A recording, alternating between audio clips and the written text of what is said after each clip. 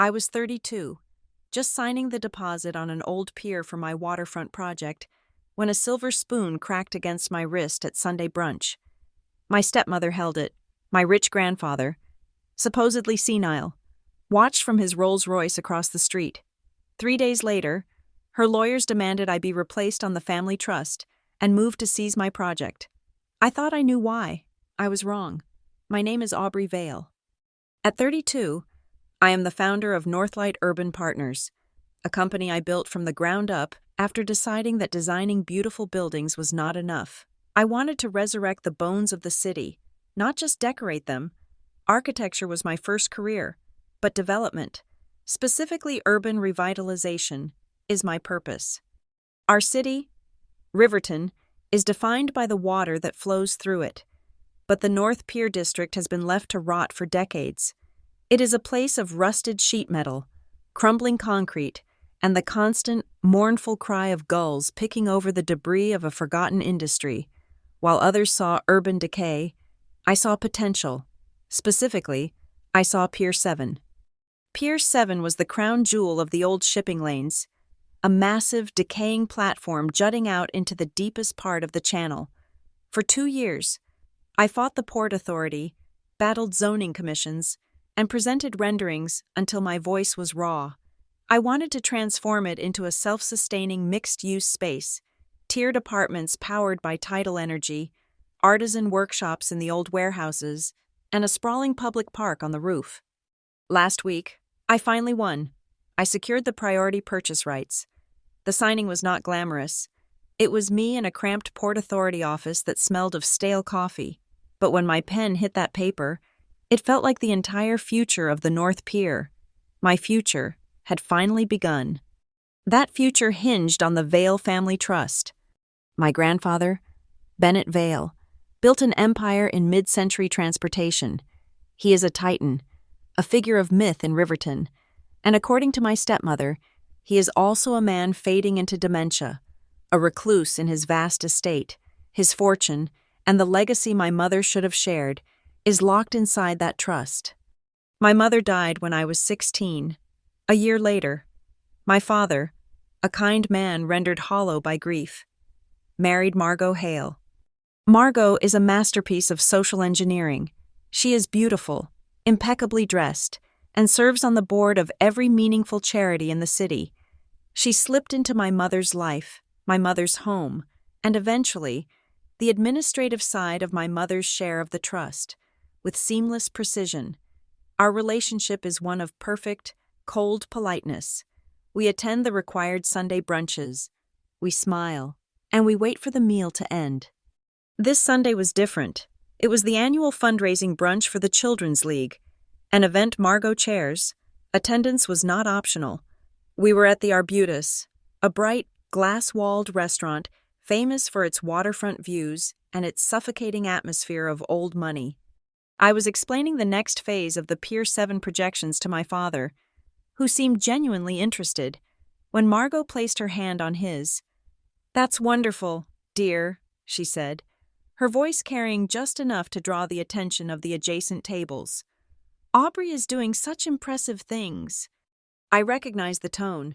It was the same one she used before publicly correcting a waiter or undermining a rival board member. "We are all so proud," she continued, her smile tightening. "But with such ambition comes great responsibility. We must never forget where these opportunities truly come from. We must not." She leaned in, her perfume, a heavy gardenia, washing over me. "Fly too high or too fast." Her eyes flicked to the side. I followed her gaze. Misha, the official event photographer, was drifting our way, his lens aimed in our general direction. Margot knew he was there. "We must always," she said, her voice dropping to a conspiratorial whisper that was, paradoxically, louder than her normal tone, "remember our humility." And then it happened. I had my left hand resting on the table, next to my water glass. Margot, in a gesture that looked almost like an affectionate pat, brought her heavy, antique silver dessert spoon down, not on the table, but directly onto my wrist. It was not a tap, it was a crack. The impact of cold, Heavy silver against the ulnar nerve was sharp, electric. A white-hot jolt of pain shot from my wrist to my elbow. I gasped, pulling my hand back instinctively. The sound was sharp, definitive, and in the sudden lull of conversation Margot had created, it sounded like a gavel. The click of the camera shutter was almost simultaneous. I looked up, stunned, my eyes watering from the sudden pain. Across the table, my cousins, Derek and Fiona, already had their phones out. I could see my own shocked face reflected in the dark screen of Derek's phone as he filmed, a small, satisfied smirk playing on his lips. The caption was already writing itself. Aubrey Vale, the ungrateful granddaughter, lashing out at brunch. My entire body screamed at me to react, to yell, to demand an apology, to show the red, swelling mark on my skin, but I did not. I was trained by a different set of rules. I took a slow, deep breath. I flexed my fingers, the ache radiating deep into the bone. I looked past Margot, past my father's confused and concerned face, and directly at the photographer. "Misha, isn't it?" I asked. My voice was impressively steady. He flinched, lowering his camera, suddenly looking like a child caught stealing. Yes, Misha. I hope you got the shot you needed for the Children's League newsletter," I said, my smile polite, cold. He nodded, flustered, and moved away quickly. I turned my attention back to the table. Margot was already dabbing at her eyes with a linen napkin, playing the part of the wounded matriarch. "I just do not know what I said," she whispered to my father. I ignored her. I took out my phone and opened a new note. 11:40 a.m. Sunday, October 10th. The Arbutus Restaurant. Table 3, main dining room. Photographer, Misha Petrov. Witnesses, Father, Margot Hale, Derek Vale, Fiona Vale. I signaled the waiter. "The check, please. I will be taking this." I needed the receipt. It was tangible proof, a timestamp, a location, a transaction record. I paid in full, adding a generous tip. I would not be accused of making a scene and leaving. As I stood up, my wrists throbbing, I placed my napkin neatly on the table. "Father, Margot, thank you for the meal." I walked out of the restaurant without looking back. The sunlight hit me, bright and blinding, and as I waited for the valet, I saw it. Parked across the street, in a red no-stopping zone, was a car that did not belong in this neighborhood. It was a deep, custom Brewster green, a Rolls-Royce Phantom, vintage 1980. My grandfather's car. I could not see inside through the tinted glass, but I knew who was in the driver's seat. Elias Boone. He had been my grandfather's driver, bodyguard, and confidant for over 30 years. As I watched, Elias, a man I had known my entire life, turned his head slightly. He did not wave. He did not acknowledge me. He just looked straight ahead. But I saw, clear as day, the small, pulsing red light on the car's dashboard. The dash cam was running. My grandfather, the man Margot insisted was lost in a fog of senility, was watching. The fallout began before I even got home. The first video hit the family group chat, a 5-second clip, perfectly edited to show only the spoon's impact and my sharp recoil, with no context. The caption, "Aubrey V, forgetting her manners, guess the family money isn't enough?" By Monday, Margot had launched her offensive. A deeply personal interview appeared on Riverton's most popular society blog. She spoke beautifully about the burdens of family stewardship, the pain of watching a younger generation become entitled, and the difficult but necessary steps one must take to guide them back to the fold. She never mentioned my name. She did not have to. The implication was clear. I was lashing out, I was unstable, and I was abusing the family resources. The real blow came Tuesday morning. I was in my office at Northlight, a converted warehouse overlooking the gray, choppy waters of Pier 7. My wrist was a mottled canvas of purple and yellow. My phone rang, displaying the name Markham, Riverton Mutual. He was the loan officer handling the 8-figure financing package for the pier. "Aubrey," he said, his voice stripped of its usual friendliness. It was all business. "Just a courtesy call. We are in the final underwriting review for the Pier 7 matching funds, but a discrepancy has been flagged." My stomach went cold. "What discrepancy, Mark?" "We received correspondence late yesterday. It concerns a potential control dispute over the Vale Family Trust, a challenge to the current signatory authority." He cleared his throat. "Aubrey, our agreement is contingent on your ability to pledge the required capital within the next 30 days. If that capital is in dispute, if there are competing claims on the trust, we have to pause the file." I hung up the phone. The timing was masterful. This was not about a lesson in humility. This was not about embarrassment. This was an execution. Margot did not just want to put me in my place. She wanted to gut me. She wanted Pier 7. My hand was steady as I picked up the phone again. I dialed a number I knew by heart. "Caleb Rourke, please." A moment later, his deep, calm voice came on the line. "Aubrey, what's wrong?" "Caleb, it's Aubrey Vale," I said, my voice low and devoid of all emotion. "I need you to open a new file. Title it Northlight Transaction Preservation. I am sending you an email with a detailed timeline of events from Sunday morning." I looked out the window at my pier. The wind was picking up, and the first drops of rain began to hit the glass. "I need you to immediately send a spoliation letter to the Arbutus restaurant. Attention General Manager, demanding preservation of all CCTV footage from 11 a.m. to noon, Sunday, the 10th, specifically, the main dining room and patio feeds. Their system cycles every 72 hours. We are already behind." Caleb did not ask questions. He just said, "Consider it done." The day after the bank call, I was not an architect or a developer. I was a researcher. My office at Northlight Partners is housed in an old brick warehouse. The wind off the river always finds a way in, carrying the scent of salt and damp metal. I had the original Vale Family Trust document spread across my drafting table, its pages thick and yellowed, the binding a deep oxblood leather. It weighed nearly 10 pounds. My grandfather built his legacy on logistics, and this document was his ultimate piece of machinery. I had read it before, years ago, when I first planned Northlight, but now I was reading it as a war manual. The structure was, like my grandfather, brilliant and severe. My father was the current trustee. Yes, he held the authority for day-to-day operations. But my grandfather had installed a fail-safe against poor judgment or, as I was now realizing, undue influence.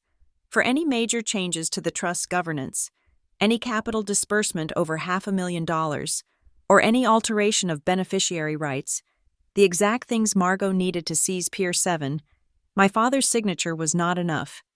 The bylaws required the unanimous written consent of 2 out of 3 independent advisors. These were not family friends. They were men Bennett Vale trusted, a retired federal judge, the managing partner of Riverton's oldest investment bank, and his own former COO. These were men who operated on ironclad rules, not family sentiment. Margot could not charm them, and she certainly could not bully them. I felt a moment of profound relief. She had no path. The brunch incident, the blog post, the call to the bank, it was all just noise, a public tantrum. The trust was secure. Then the email arrived. It was from Margot's lawyer, not mine. The subject line was chillingly banal. Correspondence regarding Vale Family Trust. The body of the email was polite, professional, and terrifying.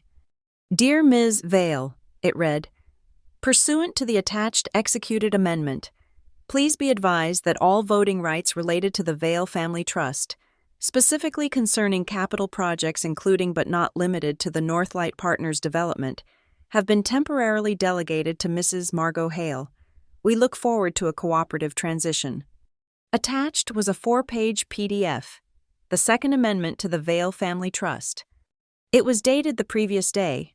It was short, written in dense legalese, and it effectively neutered my father, citing his emotional distress and the need for a steady hand during a period of evaluation. It transferred his voting power, and by extension, the trust's control, directly to Margot. And at the bottom of the last page was the signature, Bennett Vale. It was his signature, no question, that bold, impatient scrawl. But it looked wrong. It was too perfect, too clean. It looked scanned. I immediately forwarded it to Caleb. My phone rang 30 seconds later. "This is sloppy," Caleb said. He skipped hello. "She's panicking." "It looks legal to me," I said, my voice tight. "That's his signature." "Aubrey, I'm looking at the metadata on this PDF right now. This file was created on a Kofax scanner at exactly 2:10 p.m. on Sunday. I did the math. The brunch, the spoon. I left the restaurant at 11:45. 2 hours after the brunch," I said aloud. "She's claiming that in the 2 hours after assaulting me in public, she drove to my grandfather's estate, convinced a supposedly senile man to sign over control of his entire fortune, found a scanner, and executed the document?" "It's a narrative, and it's a weak one," Caleb said. "But it's a filed one. The bank doesn't care about the story. They just care about the document. This is what triggered their control dispute. We need to kill it." "What do you need?" "I need a signature expert. I'm hiring one. You need to get me anything your grandfather signed recently. And I mean anything. A birthday card, a check, a prescription slip. The expert will compare ink bleed and pressure, not just the shape." He paused. "And Aubrey, this document originated from the offices of Hale, Donovan, and Finch, Margot's cousin's law firm. I am sending them a litigation hold notice right now, demanding the complete chain of custody for every printer, scanner, and workstation involved in this file's creation." He was already moving. While I was reading, he was acting. "Do it," I said. The next call was to my accountant, Sarah. Sarah works in data, not drama. She is meticulous, unemotional, and exactly what I needed. "Sarah," I said, "I need you to look at the trust's disbursement ledger for the last 2 years. I'm looking for anything unusual, but specifically, I'm looking for small things." "What's your definition of small?" she asked, already typing. "Small enough to avoid the 2-advisor rule. Anything under $10,000. I'm looking for a pattern. Anything going to an entity I wouldn't recognize." She called me back 2 hours later. "I found it," she said. Her voice was flat, but I could hear the undercurrent of professional offense. "It's a shell. Hale Commons, LLC. Margot's maiden name. It was registered 18 months ago." Sarah continued. "The address is a mailbox service in Delaware. The payments are bi-weekly, $5,000, every other Friday, coded as property management consultation. I did the math. $130,000 a year, siphoned, neatly, quietly, for over a year and a half." "This isn't just about the peer," I whispered. "She's been bleeding him." "She's been bleeding the trust," Sarah corrected. "And she's been doing it using your father's signature on the authorization, likely buried in a stack of legitimate invoices. She's been stealing from you, Aubrey, and she's been using your father as the weapon." The anger I felt was cold and clean. This was not a family dispute. This was fraud. My next stop was the Port Authority. I could not fight a legal battle if I lost the asset it was over. The port manager, a man named Henderson, had the demeanor of a harbor pilot, skeptical, weathered, and unimpressed by money he did not already have. "Ms. Vale," he said, not standing up as I entered his office.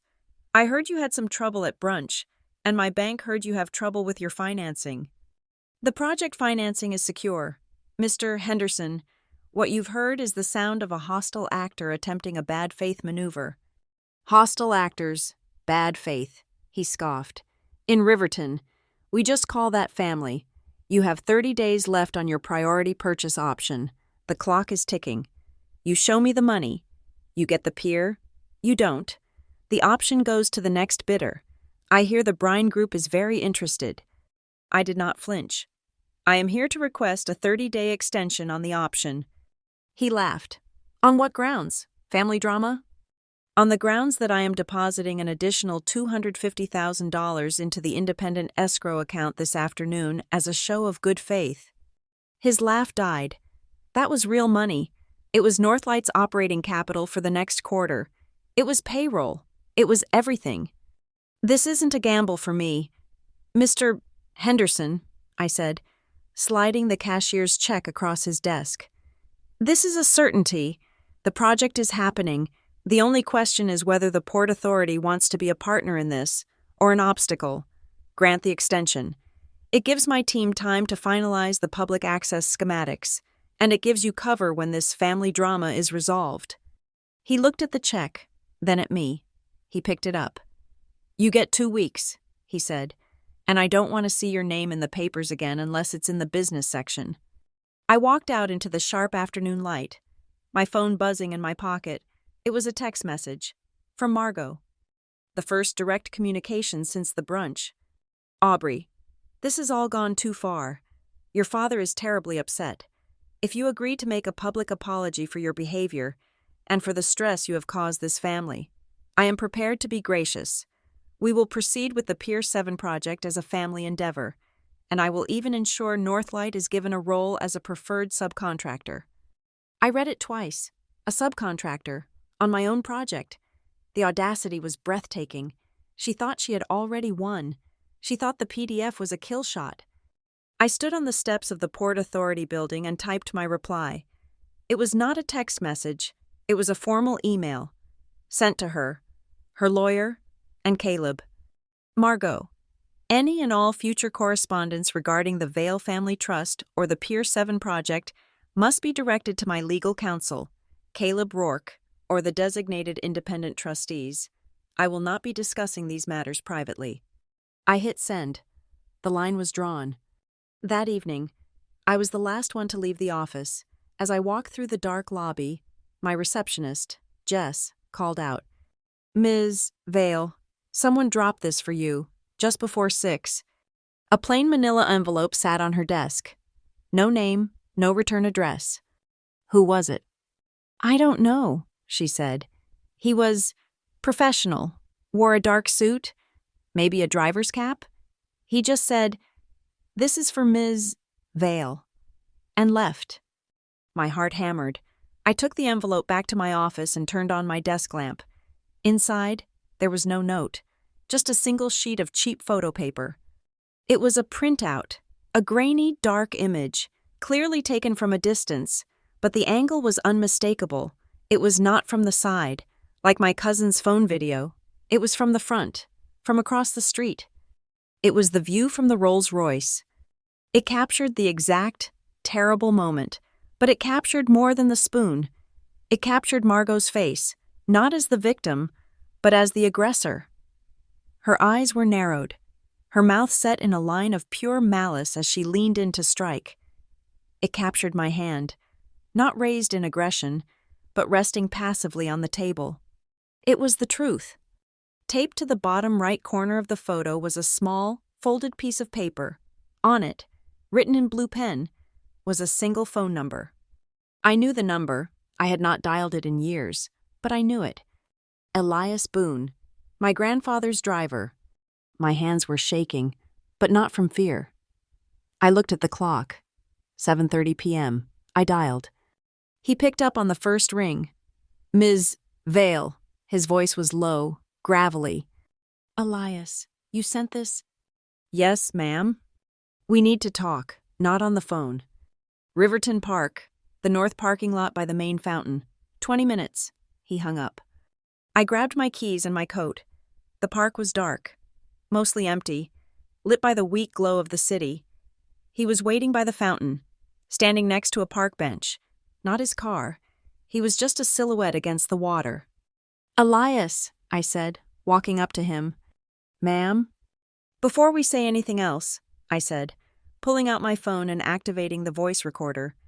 "For both of our legal protection, I am recording this conversation. Do I have your consent?"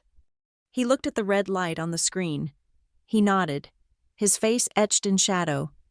"Yes, Ms. Vale, I consent." "Why did you send me the photo? Why are you here?" "Because," he said, his voice the same steady rumble that I remembered from my childhood. "I've been driving Bennett Vale for 35 years.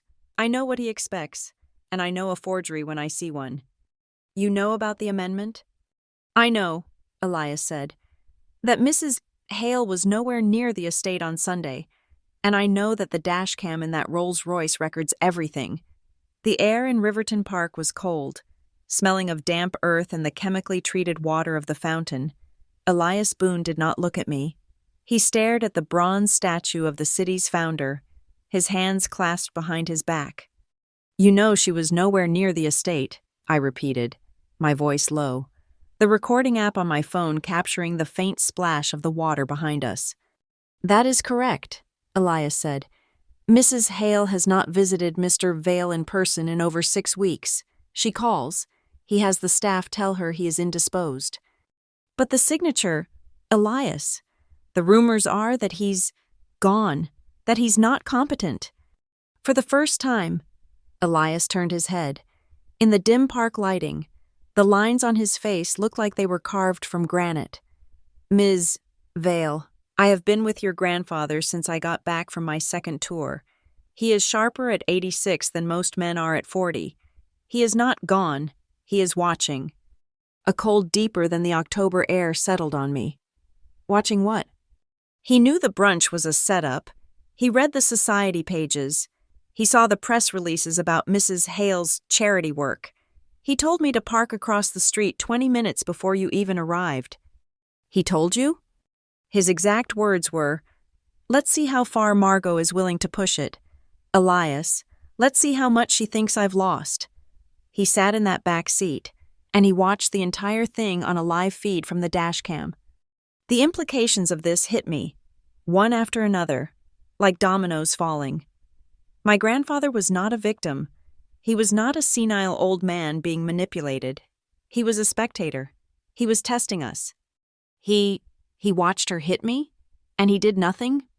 He is testing the foundations, Ms. Vale. He wants to see who is fit to manage the legacy. He wants to know who plays by the rules and who just plays. Elias reached into the breast pocket of his dark suit jacket. He did not pull out a photo this time. He pulled out a small, black plastic rectangle, a high-density SD card. "The camera records on a 30-day loop, but I pulled the original card immediately," he said. "The file from Sunday is time-stamped and uncorrupted." "What does it show?" I asked, though I was terrified to hear the answer. "It shows everything the table camera would miss. It shows Mrs. Hale's car arriving. It shows your cousins positioning their phones before she even sat down. And it shows the event itself." He described it, his voice flat, like a police officer reading a report. "It shows her leaning in, her hand gripping your wrist first, a hard pinch to the nerve. It shows her picking up the spoon and striking, not just your hand, but the table, to make the noise, and then—" He paused. "It shows her taking her own wine glass, tilting it just enough to spill a few drops onto her dress, and then recoiling as if you had thrown it." My stomach turned. It was not an act of impulse. It was a piece of choreography, planned and rehearsed. "He watched all of that?" I whispered. "He watched," Elias confirmed. I took the SD card from his hand. My fingers were numb. "I need this as evidence, Elias, which means I need you. I am an employee of Bennett Vale, ma'am. My testimony belongs to him." "And he sent you here?" It was not a question. "He did not tell me to come. He just left his office door open, with this card on his desk. He knew I would be taking a walk." Elias looked back at the statue. "He did the same thing with your father, you know." My breath caught. "What?" "Years ago, after your mother passed, a different kind of test, an investment decision, a moral choice disguised as a financial one." He shook his head slightly. "Your father chose the path of least resistance. He chose to be comfortable. He chose to be quiet. And Mr. Vale has been watching him be quiet ever since." This was the final, devastating piece. My father was not just passive. He was a man who had already failed. I was completely, utterly alone in this.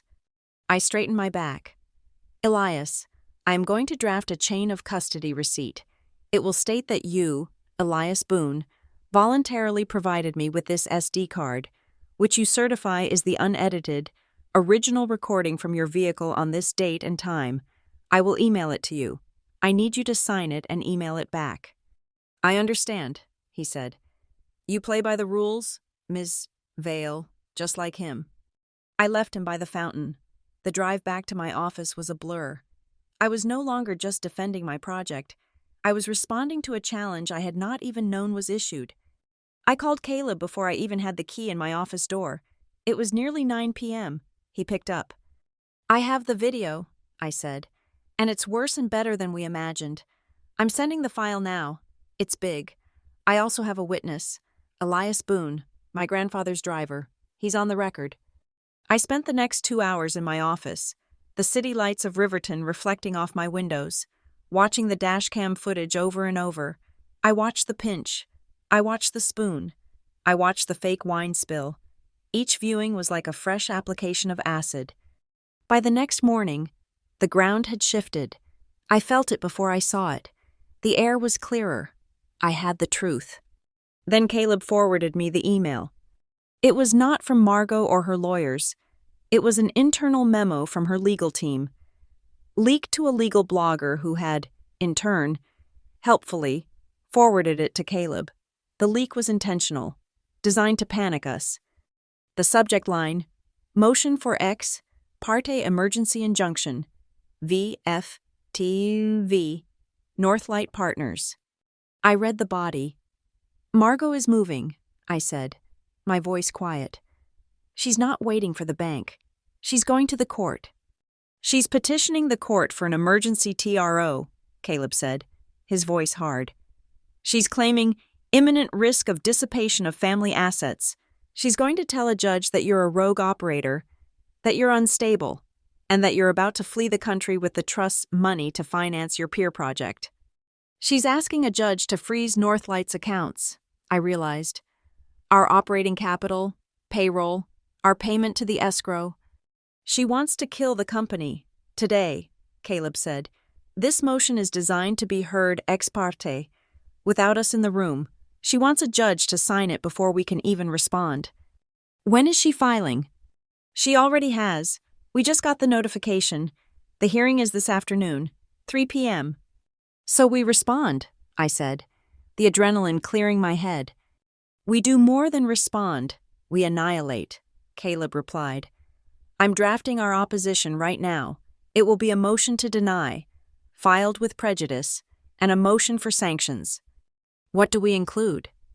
"Everything." His voice was alive now. "We are not just opposing her motion. We are presenting our entire case. We are attaching the arbutus receipt, proving you paid, not her. We are attaching my spoliation letter to the restaurant. We are attaching your sworn affidavit. And," he took a breath, "we are attaching the full, unedited, high-definition video from Elias Boone's dashcam, along with his sworn, notarized affidavit." "She thinks she's walking in with a story about an ungrateful granddaughter," I said. "She's walking into an evidence trap." "Exactly. But we don't stop there." Caleb was pacing. I could hear it. "Aubrey, this injunction, even if we defeat it, it's a shot across the bow. It's a signal to your investors and to the Port Authority that this is going to be a long, ugly fight. You need to protect the project, not the trust. The project." "What are you suggesting?" "I'm suggesting you make the trust irrelevant to Pier 7. You need to firewall the project from the family. Right now. You said you had other investors, ones who were waiting for you to take the lead. The Riverton Growth Fund, the Mason Group, the City Pension Board. They're all local. They all believe in the project. But they were waiting on me to secure the primary capital from the trust." "Call them," Caleb ordered. "Call them today. Tell them the trust is in dispute. Be honest. Tell them you are being legally targeted. Then, offer them a new deal, a co-investment fund, a joint venture. Northlight Partners leads, and they come in as equity partners to firewall the matching funds away from the Vale family. You're not asking for a favor. You're offering them a chance to get in on the most important redevelopment project in this city's history, and to be the heroes who saved it from a family squabble. I spent the rest of the morning on the phone. It was the hardest series of calls I had ever made. I laid out the truth, the risk, the attack. I did not sugarcoat it. And they stepped up. By 1 p.m., all three had committed. We had a new, independent funding structure.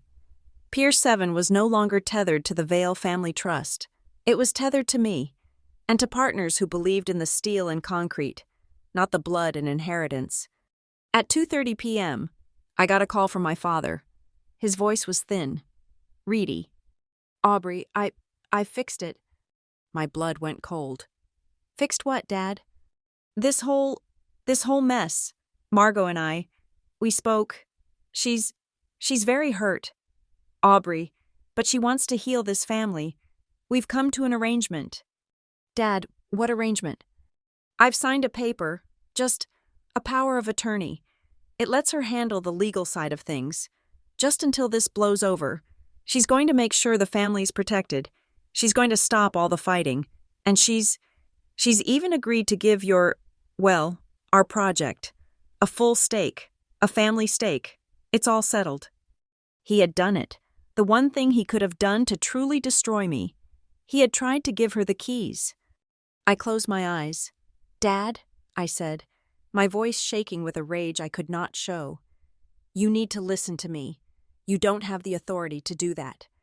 "I'm the trustee, Aubrey. I signed." Sigh. "It doesn't matter what you signed." I was already dialing Caleb on my other line. "Caleb," he signed. Margot got him to sign a POA. Caleb swore, a single sharp word. "It's void, Aubrey. He can't, not without the two advisors. He can't delegate his trustee authority without their unanimous consent. He can't bypass the bylaws." "My father doesn't know that," I said. "He just handed her a weapon." "And I'm disarming it," Caleb said. "I am sending a cease and desist and a notice of invalidity to her lawyers, to the bank, and to all three independent advisors right now. She can't use it. It's a worthless piece of paper. But, Aubrey, she showed her hand. She just proved our entire case. She's not a protector. She's a usurper." The media, which had been feasting on the spoiled granddaughter narrative, suddenly had a new story. Leaks, counterfilings, emergency motions, and the name Bennett Vale being spoken in hushed tones. The story was shifting from the society pages to the business section. The silver spoon was no longer just a piece of gossip. It was becoming a symbol of a brutal, high-stakes war for control. And through it all, I said nothing. I declined every request for comment. I forwarded every inquiry to Caleb, who replied with a simple, "We will see them in court."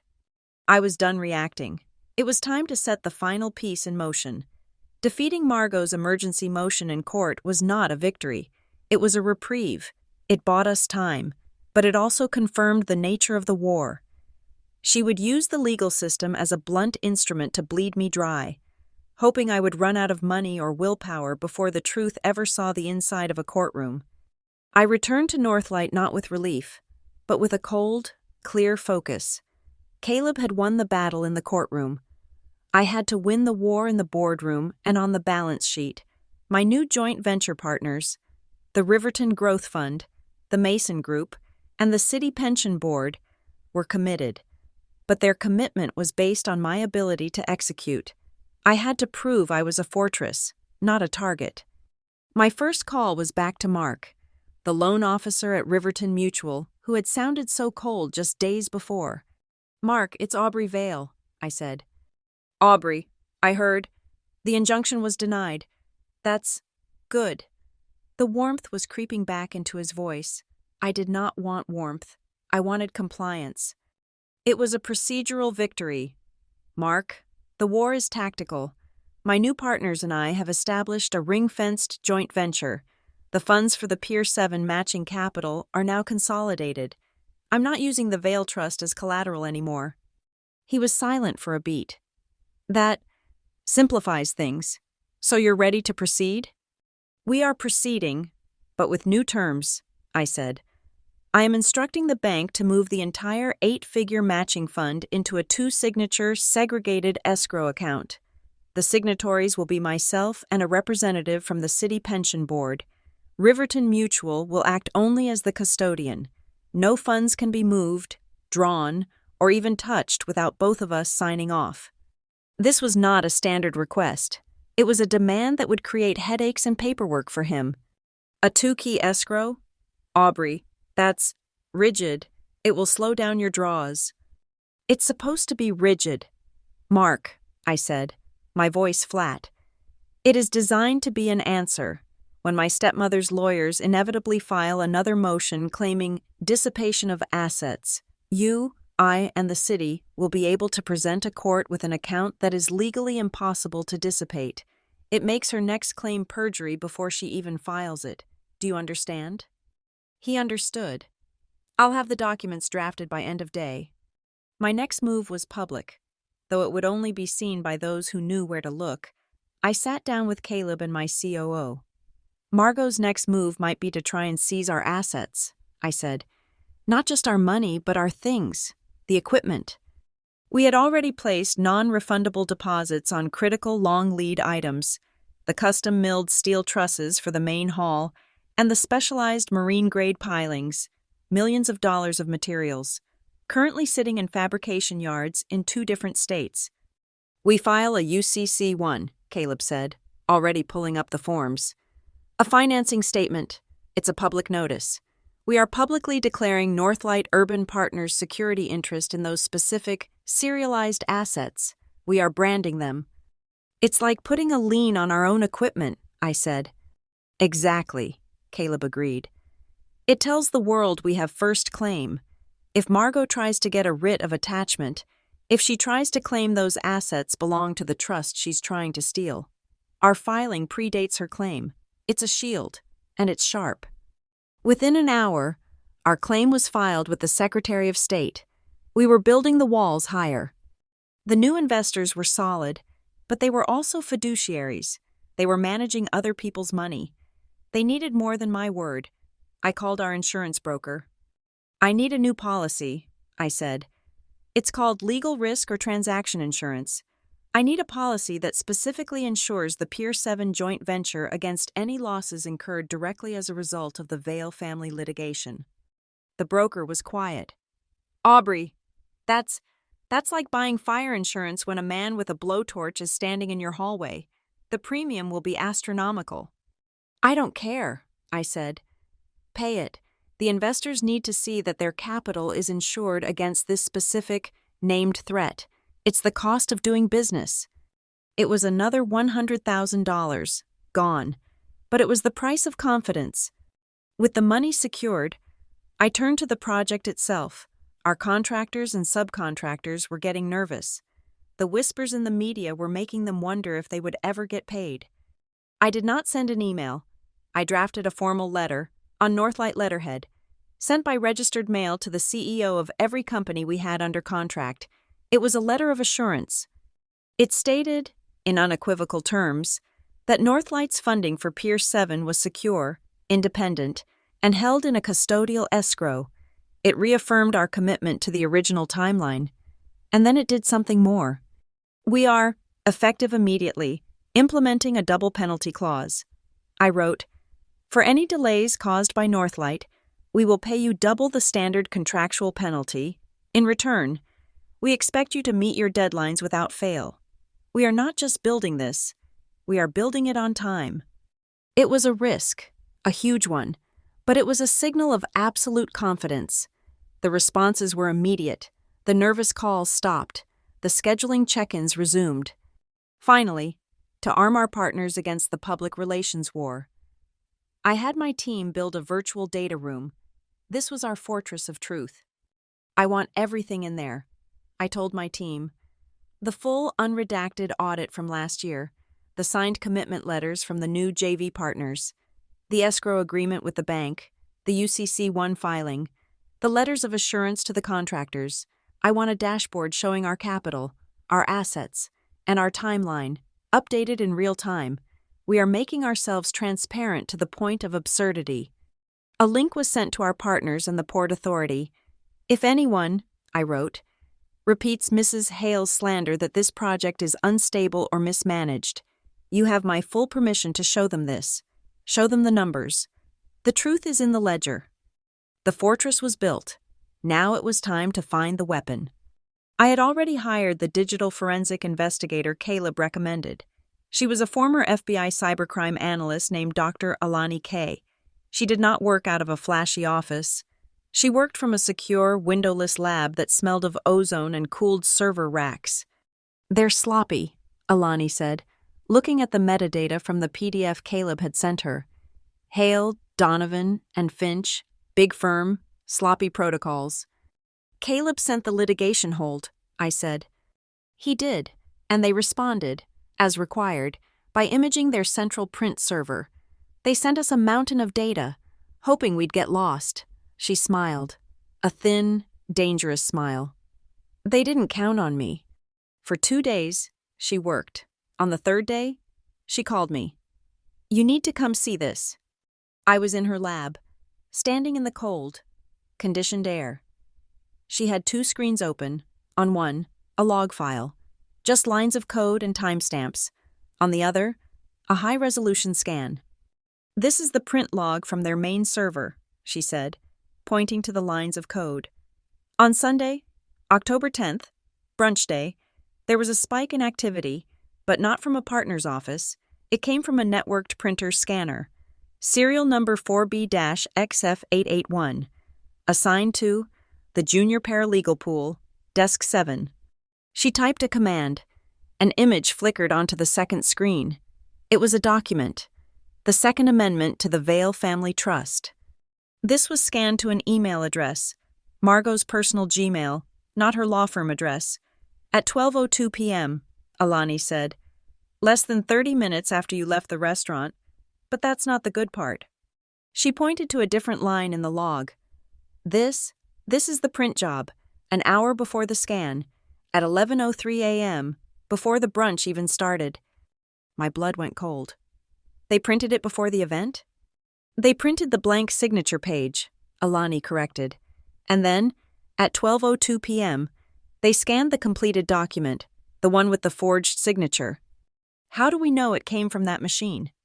Alani leaned in, zooming on the PDF scan of the amendment. "Every laser printer in the world, even this one, has a flaw. It's called microsteganography. Tiny, almost invisible imperfections in the toner drum. A unique fingerprint. See this tiny dot of yellow ink, just above the N in Bennett?" She toggled to a test page she'd had the firm print. And here it is, the same dot, the same serial number. I've matched the ink, the drum, and the metadata. This document was not printed and signed at your grandfather's estate. It was manufactured at a paralegal's desk. She had it, the undeniable physical proof of the forgery. I left Alani's lab and went straight to my car. I had one more stop. I had to see the gatekeepers.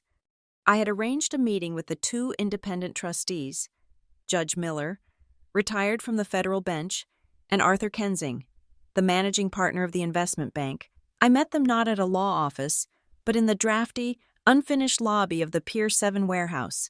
I wanted them to smell the concrete dust and the river. They were old, severe, and looked deeply unhappy to be there. "Ms. Vale," Judge Miller said, his voice a dry rustle, "this entire situation is unseemly." "I agree, Your Honor," I said, "which is why I am not here to discuss family gossip. I am here to fulfill my fiduciary duty, which I know you both take as seriously as I do." I did not give them a speech. I gave them a presentation. I walked them through the new joint venture. I showed them the 2-signature escrow agreement. I showed them the UCC-1 filings and the insurance policy. I gave them the login to the data room. "As you can see," I concluded, "the project is secure, the capital is shielded, the timelines are intact.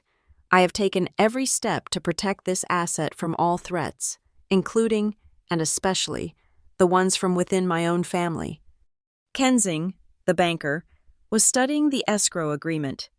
"This is thorough, Ms. Vale, aggressive, You've walled it off completely. I have, I said. Then I placed two identical single-page documents on the folding table in front of them. This is an affidavit, I said. It states one thing, that you, as an independent advisor to the Vale Family Trust, have never been consulted on, nor have you given your consent to any amendment transferring trustee voting rights to Margot Hale. It is a statement of fact. Judge Miller read it. His eyes, which had been skeptical, were now sharp. He looked at Kensing. Kensing nodded. She's right, Arthur, the judge said. It is a statement of fact. He pulled a fountain pen from his jacket, signed his name with a flourish, and pushed the paper back to me. Kensing followed. I had their signatures. I had the two-key fail-safe that my grandfather had built. I walked back to my office, the two affidavits in my briefcase next to Alani's forensic report. When I got to my desk, I saw an email from Caleb. Subject, draft. Attached was a new motion. Motion for sanctions and expedited discovery based on prima facie evidence of fraud on the court. It was 20 pages long, detailing the forgery, the perjury of Margot's claims, the dashcam video, the forensic report, and the affidavits from the trustees. It was a legal bomb. The last line of his email read, "It's ready, just say the word." I looked at the file. I did not say the word, not yet. This was a go game. You do not strike until the entire board is secured. The call came not from a lawyer or a family member, but from Elias Boone. It came on a Wednesday, at dusk. "Ms. Vale," his low voice rumbled. "Mr. Vale requests your presence at the estate this evening, 8 p.m., in the conservatory. He says to come alone." It was not a request. It was a summons. The conservatory, the massive, Victorian-style greenhouse my grandfather had built for my grandmother, had not been used for a family gathering in a decade. It was his private sanctuary. My hand tightened on the phone. "Will there be others present?"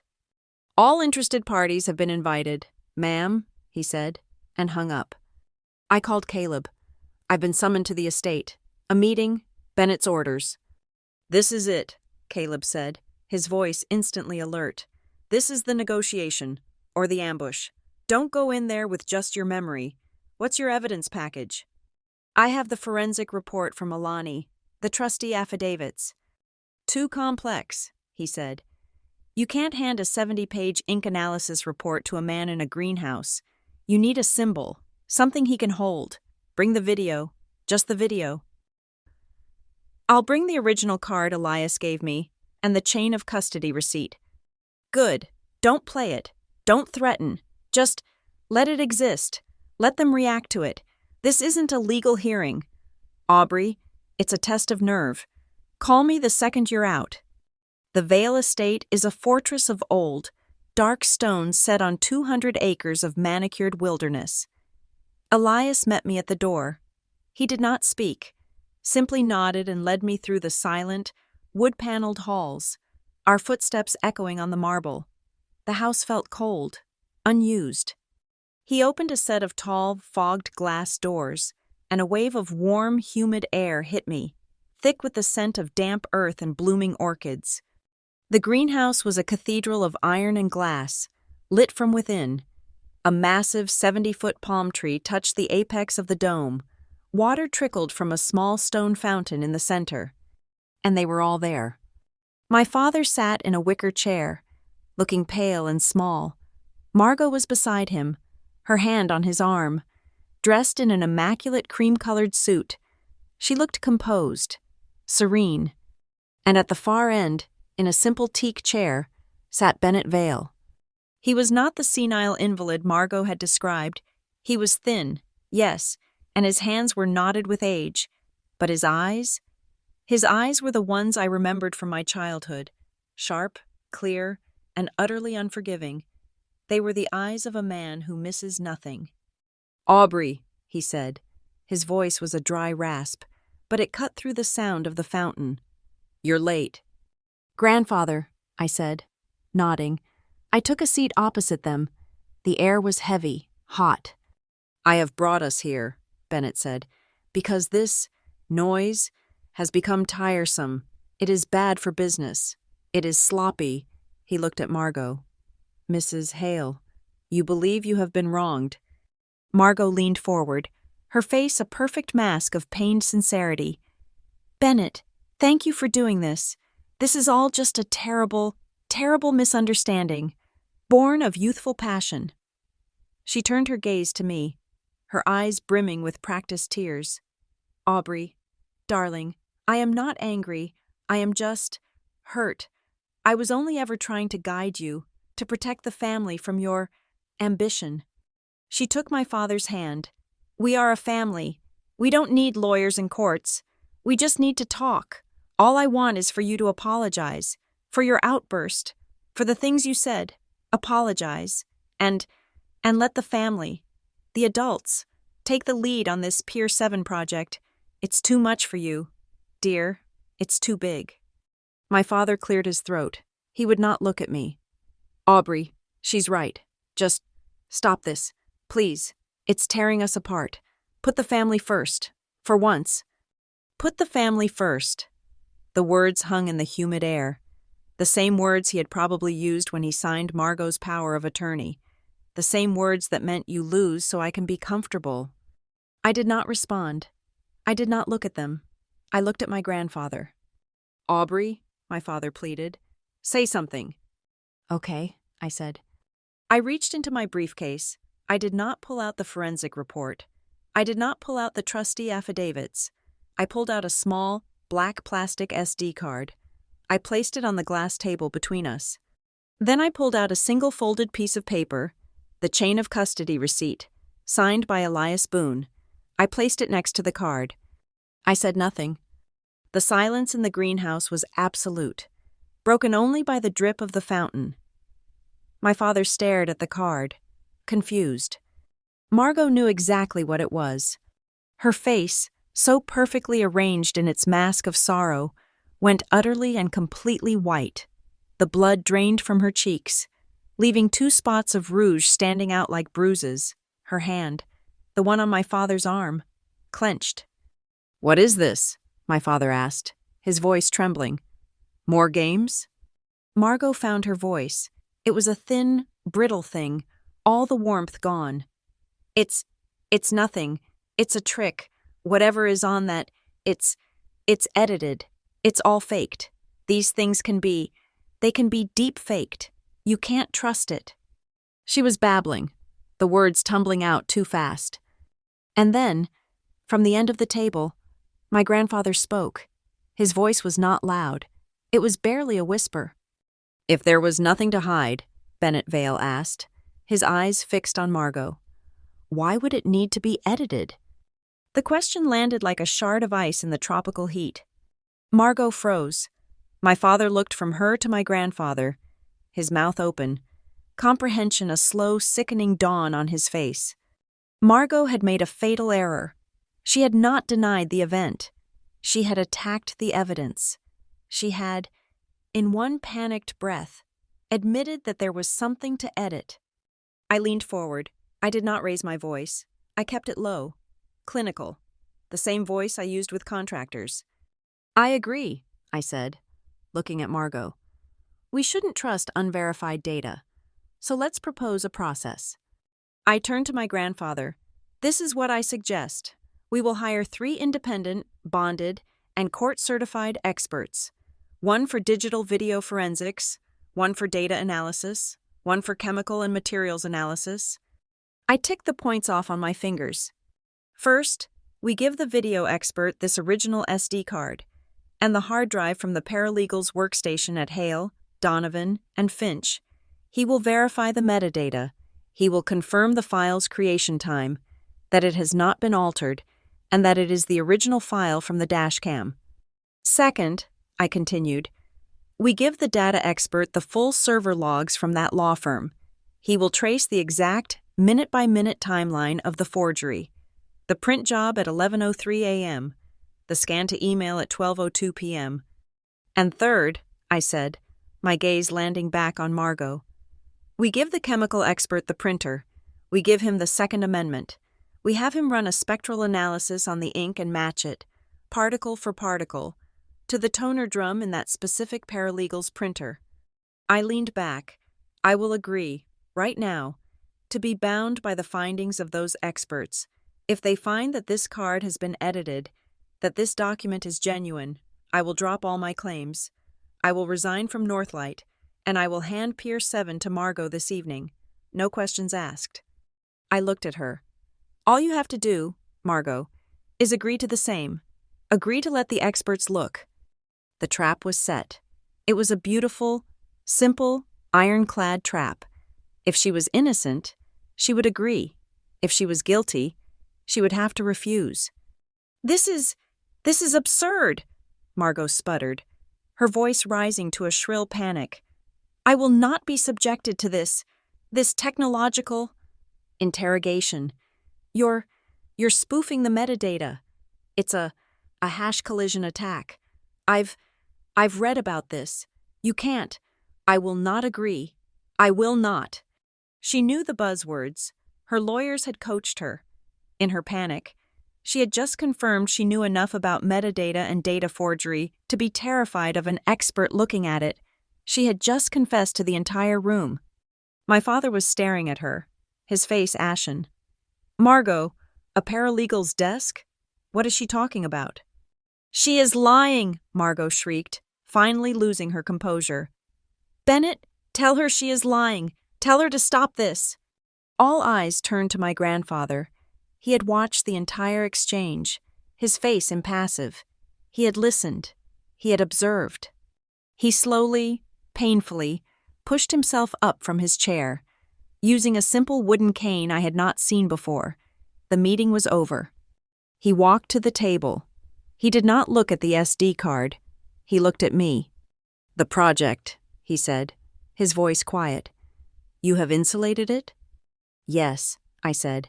The new JV is fully capitalized. The escrow is 2 key. The assets are shielded.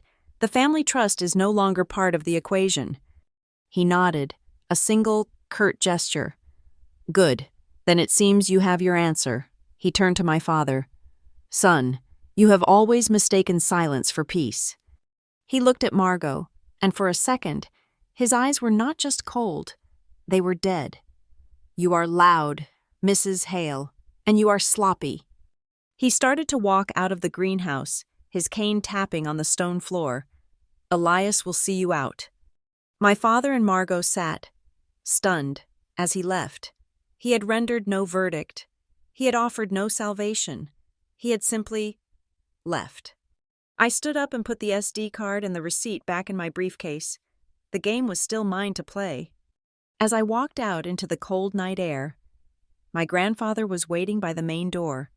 Separate from the others, Elias stood a few feet away. Aubrey, he said. He held out a simple, white envelope. It was thick, heavy cardstock, sealed with a plain wax seal.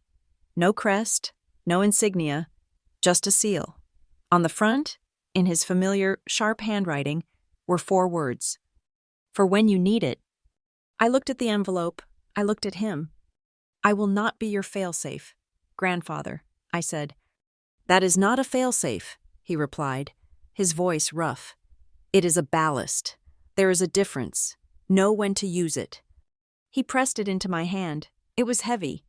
I drove back to Northlight, the city lights smearing across my windshield. I did not open the envelope. I did not want to know what was inside. Was it a confession? A new will? A check? It did not matter. Relying on it was a trap. It was his last test. It was the same test my father had failed. The promise of an easy way out. I walked into my dark office. I opened the large, fireproof safe behind my desk. I threw the sealed envelope inside. It landed with a dull thud. I closed the door, spun the combination lock, and went back to work. I would not win this with a magic bullet. I would win this with the tools I had built, with the facts I had gathered, and with the law that Margot had so foolishly, and so sloppily, tried to twist. The meeting at my grandfather's greenhouse was a strategic failure for Margot, and she knew it.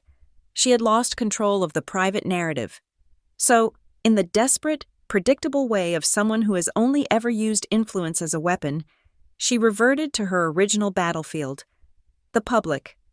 2 days later, the Friday edition of the Riverton Society Ledger, a gossip blog that printed on glossy paper, ran a front-page story. It was an anonymous hit piece, beautifully crafted to cause maximum damage. The headline was simple: "The Vale Legacy at Risk?" The article, quoting a source close to the family, painted a picture of a disloyal and callously ambitious granddaughter. It spoke of my erratic behavior, my attempts to seize control of the family's assets, and the deeply painful brunch incident where I had allegedly assaulted my stepmother and publicly shamed my father. It was a masterpiece of innuendo. It positioned me as a greedy, unhinged heiress, and Margot as the dignified matriarch holding the family together against my ruthless ambition. The phones at Northlight began ringing at 7 a.m. My investors, my partners, even the Port Authority. I instructed my team to say nothing. I did not respond to the ledger. I did not respond to the gossip. At 10 a.m., Northlight Urban Partners issued its first and only press release. It was not sent to the gossip pages. It was sent to the Riverton Business Journal, the Associated Press, and every financial institution in the city. The title was "A Statement on Project Integrity from Northlight Urban Partners." The statement was 3 paragraphs. It did not mention Margot. It did not mention my family. It did not mention a silver spoon. The first paragraph confirmed that Northlight's funding for the Pier 7 project was fully capitalized, held independently of any private trust, and secured in a 2-signature custodial escrow account, as per our agreement with our joint venture partners in the city. The second paragraph stated that our firm had completed a full, independent audit 2 weeks prior, and that this audit was available to all stakeholders via our secure data room, as it had been since the project's inception. The third and final paragraph stated, simply, that the bylaws of the Vale Family Trust, which was not a partner in the Pier 7 project, required the consent of 2 independent advisors for any change in governance, and that Northlight had received confirmation that no such consent had ever been requested or granted. We concluded, we will not comment on private matters. We will, however, use every legal means necessary to protect the integrity of our project, our partners, and our timelines from bad faith interference. It was a cold, factual, and deeply brutal response. I had not denied their story. I had made it irrelevant. The effect was immediate. The narrative shifted. My peer group, the younger generation of architects and developers in Riverton, published an open letter that weekend. They condemned the old guard tactics being used to slander a project that represents the future of Riverton. They praised Northlight's unprecedented transparency and held our data room model as the new standard. Suddenly, I was not a disloyal granddaughter.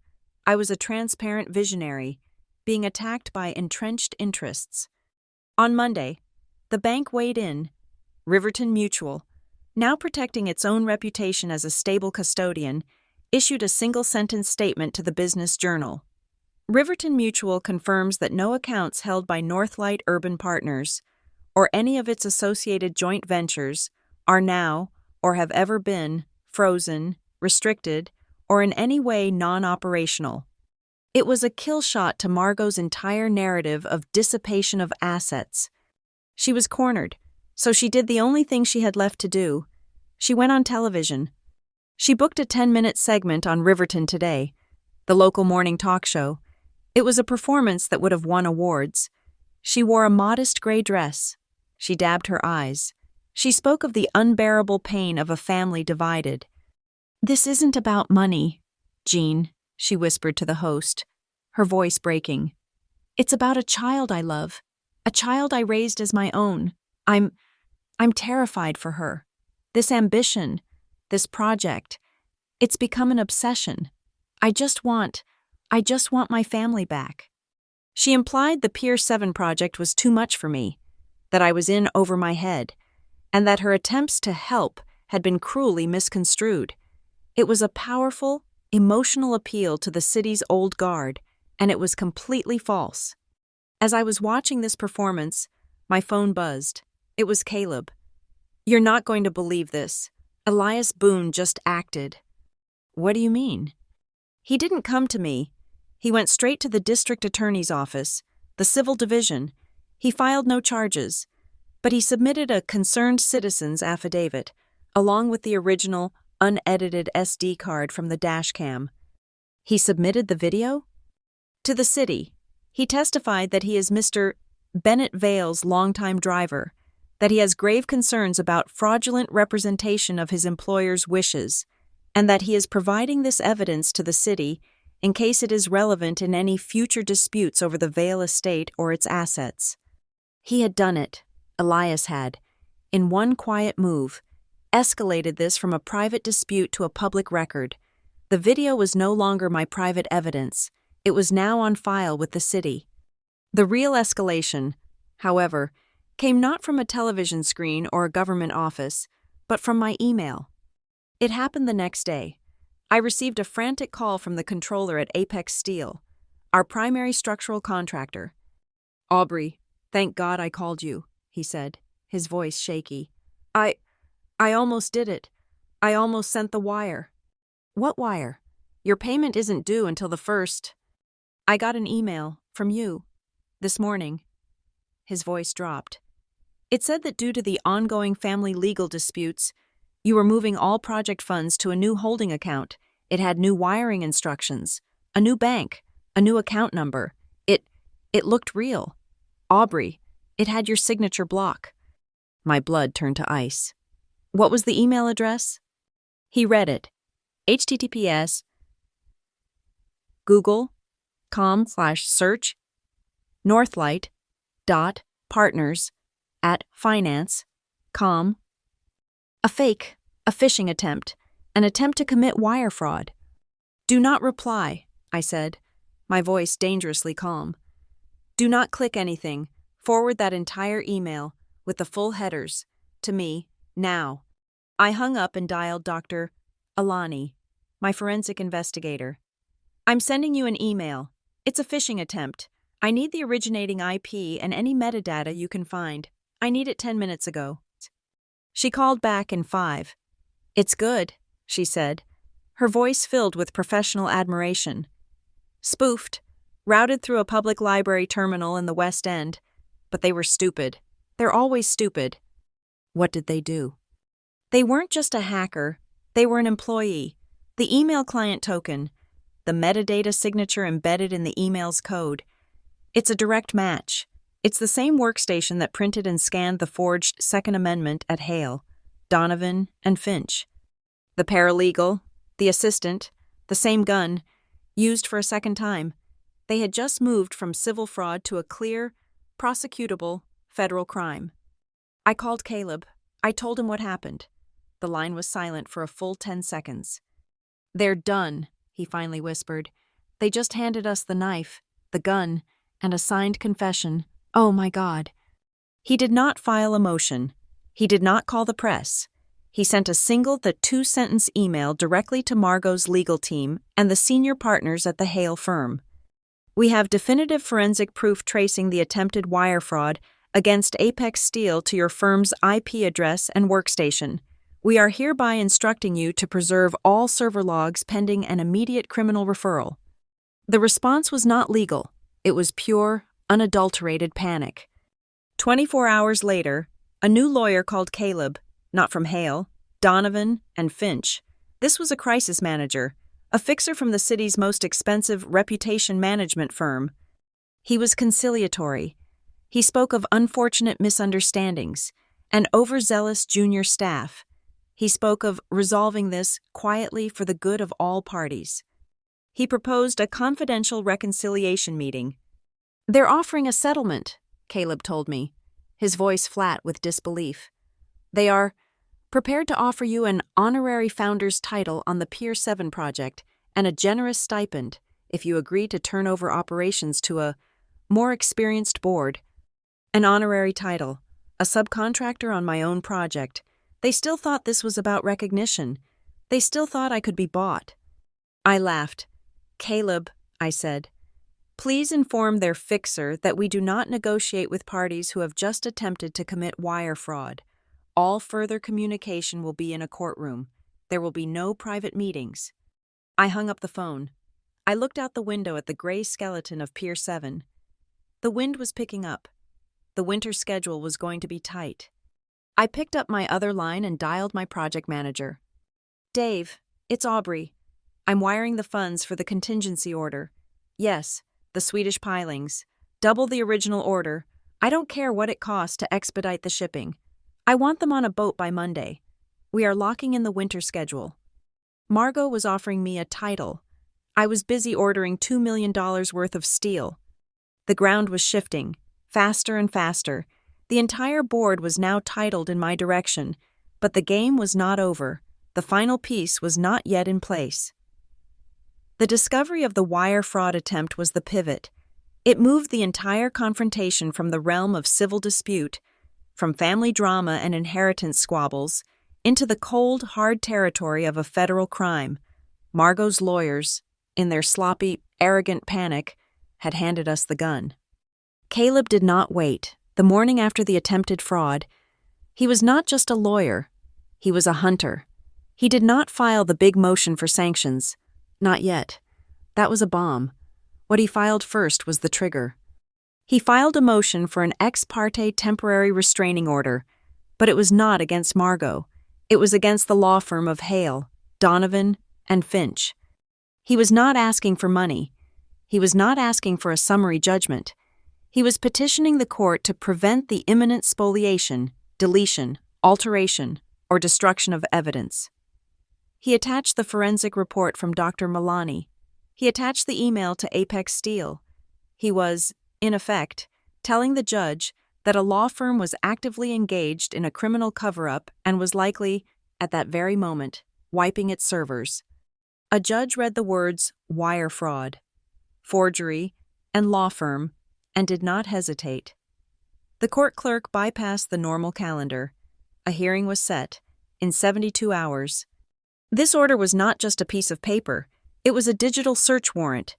It gave Dr. Alani, as a court-appointed independent expert, the right to seize the specific workstation of the paralegal and to image the firm's email server for that specific day.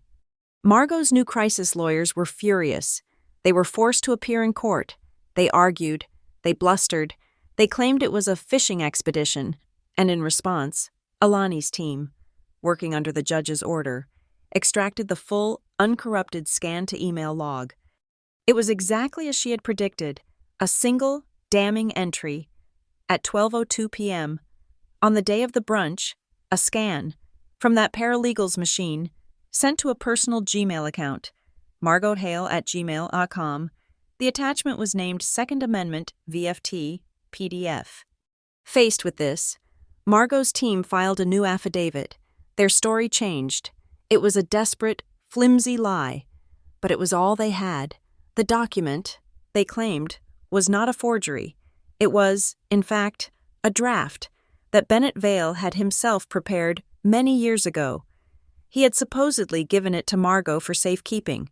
The paralegal, they claimed, was simply digitizing old office files as part of a routine backup and had scanned it by coincidence. It was a terrible lie, but it was one that would be hard to disprove without a lengthy discovery process. Except they were still sloppy. "They're amateurs," Alani told me over the phone, her voice electric with professional contempt. They claimed this document was from 2016, a draft from many years ago. I ran a physical analysis on the document they filed with the court. The paper itself, the watermark, Aubrey, it's from the Riverton Mill, their premium executive linen line. I checked the mill's manufacturing records. That specific line of paper, with that specific watermark, did not exist until 2022. This paper is less than 2 years old. They had forged a 2016 document on 2022 paper. They had not just lied, they had created a physical impossibility. While Caleb was trapping them in their own lies, I was ensuring that the object of their desire, Pier 7, was moving permanently out of their reach. The legal fight was critical, but it was also a distraction. The real battle was for the project itself. I had been negotiating with the City Planning Commission for weeks. Now, I accelerated the plan. I went to City Hall not as a developer asking for a permit, but as a partner. My original design had always included a public access promenade. I was now prepared to make it ironclad. I signed a formal public-private partnership agreement, a P3, with the City of Riverton. I was not asking for money. I was, effective immediately, signing over a permanent public easement for the entire western edge of the pier. It would be a 2-acre public park and walkway, built by Northlight but legally deeded to the city. This one move changed everything. Pier 7 was no longer just my project. It was no longer a private, commercial venture that a family could fight over. It was now a formal piece of public infrastructure, bound by a contract with the city itself. The City Council, seeing a chance to score a massive public relations win without spending a dime of taxpayer money, called an emergency vote. They approved the partnership, 12-0. The press coverage was immediate and overwhelming. The Riverton Business Journal ran the headline, "Northlight Partners, Deeds Public Access to Pier 7, Cements City Partnership." I was no longer just a developer. I was a civic benefactor. And if Margot tried to file another injunction, if she tried to freeze my assets or halt construction, she would no longer be fighting just me, Aubrey Vale. She would be filing an injunction against the city of Riverton. She would be legally attempting to stop the construction of a public park. Margot was hemorrhaging. She was losing the legal argument. She had lost the financial argument, and now she was losing the public relations war. She was backed into a corner, and she came out swinging, wildly and stupidly. She went for the one target she had left, my grandfather. A new witness suddenly materialized, a former nurse who had been employed at my grandfather's estate. She gave a tearful, exclusive interview to the Society Ledger, the same gossip blog that had first attacked me. She claimed she had been deeply concerned about my grandfather's frail mental state. She said she had seen me bullying him, confusing him. She claimed to have been present when Bennett, in a moment of lucid anger, had promised to put Margot in charge. "My son is weak," the nurse quoted him as saying, "and my granddaughter is a shark. Margot is the only one who can protect this family." It was a brilliant, vile move. She was reintroducing the senility argument. She was painting my grandfather as an unreliable, confused old man, and painting me as the one manipulating him now. She was trying to poison the well, to make any evidence from him, or any support from him, seem like the product of elder abuse. Caleb did not bother to respond to the Ledger. He did not try to discredit the nurse. He went to a higher authority. He contacted Dr. Lena Harding, the chief of geriatric medicine at Riverton General. She was my grandfather's personal physician. She was a woman whose reputation was forged in steel. Caleb filed a new motion, a simple motion to quash Margot's witness on the grounds of relevance, and attached to that motion, as Exhibit A, was a sworn, notarized, 4-page affidavit from Dr. Harding. It stated, in cold, clinical, and legally devastating language, that she had personally conducted a full neurological and cognitive examination on Mr. Bennett Vale within the last 30 days. It detailed the tests, and it concluded, Mr. Vale is found to be fully competent, possessing robust executive function and a score of 30 out of 30 on the cognitive assessment. He is, in my professional opinion, in no way impaired in his judgment, his memory, or his legal capacity. A federal judge now had, in his hand, a sworn statement from the city's top geriatrician that my grandfather was, in fact, perfectly sane. Margot's last-ditch attempt to paint him as a victim, and me as a manipulator, had just evaporated. And my grandfather? He remained silent. He continued to watch. He had not offered a single word in my defense. He had not offered a single word against Margot. He was, as Elias had promised, simply watching to see who played by the rules. The final, pathetic card fell at the end of the week. An email leaked. It was not a grand, strategic leak. It was just sad. A gossip blog published it. probably forwarded by Margot herself in a final, spiteful act of self-immolation. It was from my father.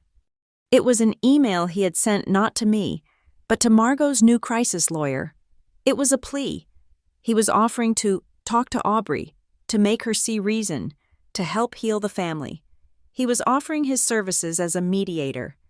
And in exchange, he had one small, pathetic request.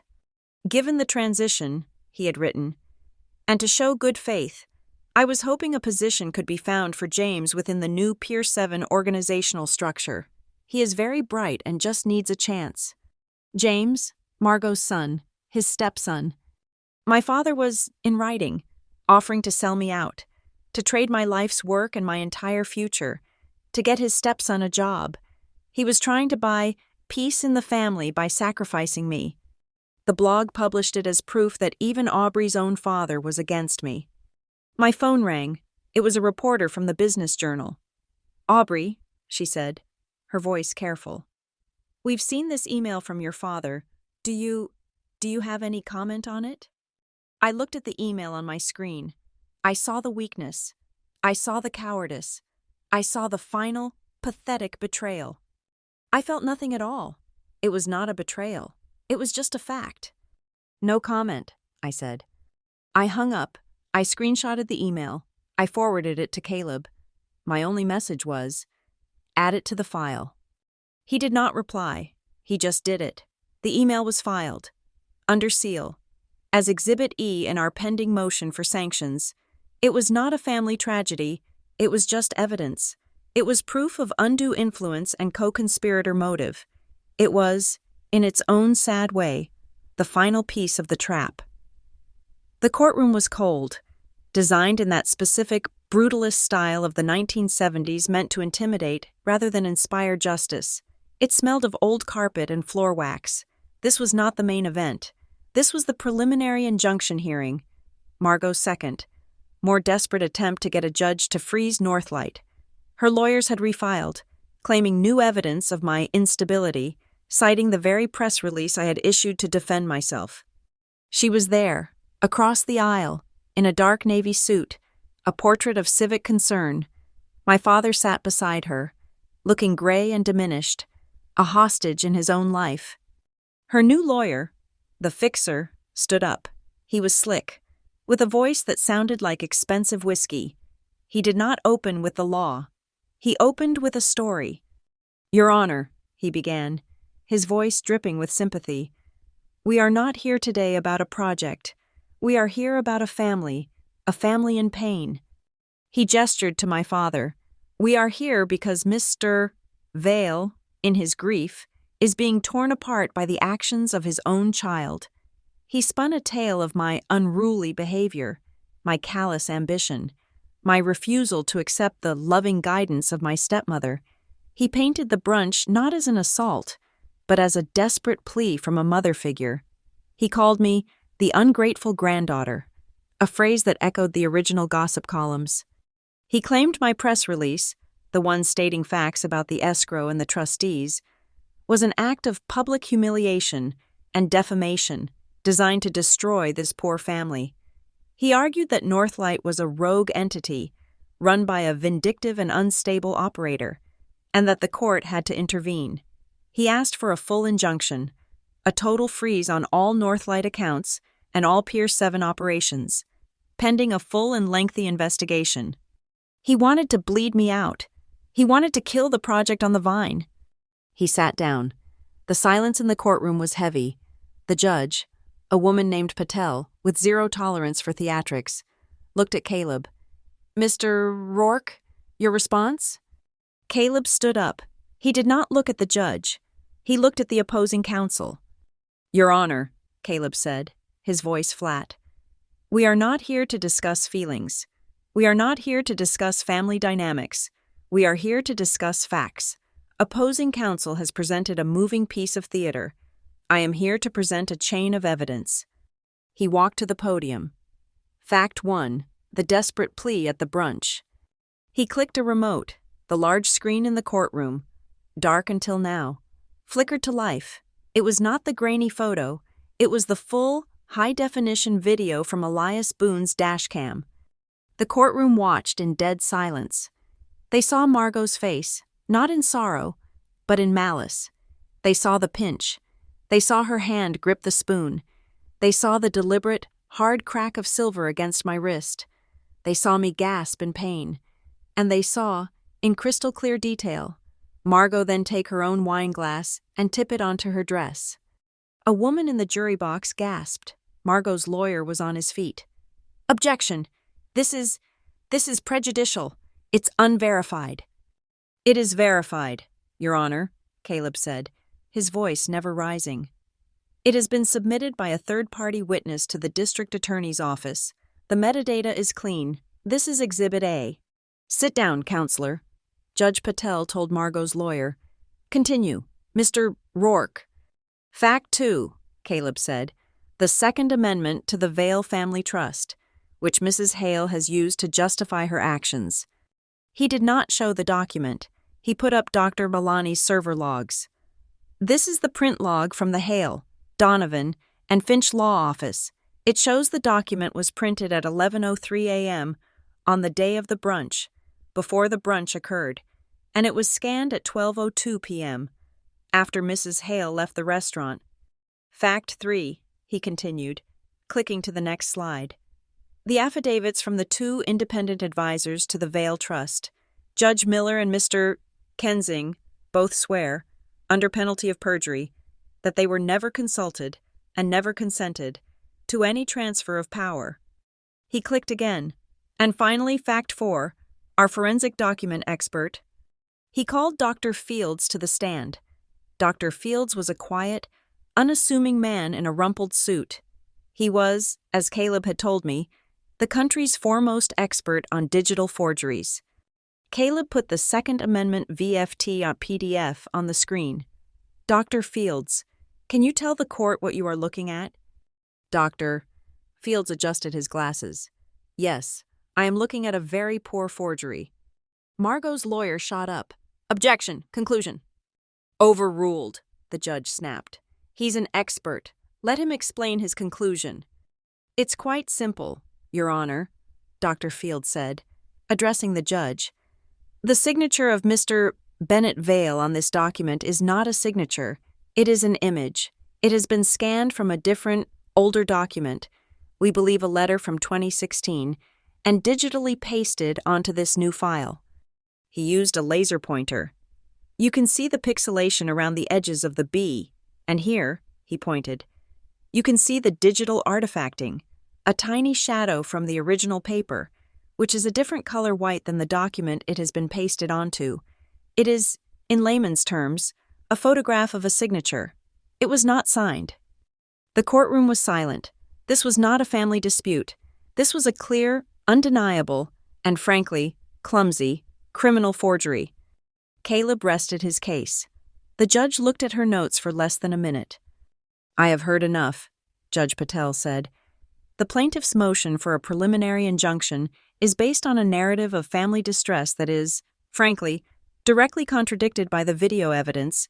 It is further based on a document, the Second Amendment, which the plaintiff has presented as legal justification. This document appears to be a forgery of the most egregious kind." She looked directly at Margot. "The request to freeze the accounts of Northlight Urban Partners is denied. The request to halt operations at Pier 7 is denied. The project's current status is to be maintained. I am, however, referring the evidence presented today, specifically the video and the expert testimony on the document, to the district attorney's office for review. We are adjourned." It was a total annihilation. Margot sat frozen, her face a mask of disbelief. Her lawyer was shuffling papers, avoiding her gaze. My father looked like he was going to be sick. I stood up, packed my briefcase, and walked out. Margot caught me in the hallway. Her composure was gone. Her face was red. Her eyes narrowed. "You think you've won," she hissed, her voice low and shaking with rage. "I think the judge was clear," I said, not stopping. She grabbed my arm. "You're a fool. Just like your grandfather. You think this is about a judge? You think this is about a project? This is about respect, she leaned in. You've got your project, for now, but you still need contractors. You still need suppliers. My friends on the West Coast, the ones who supply 80% of the marine-grade steel to this entire country.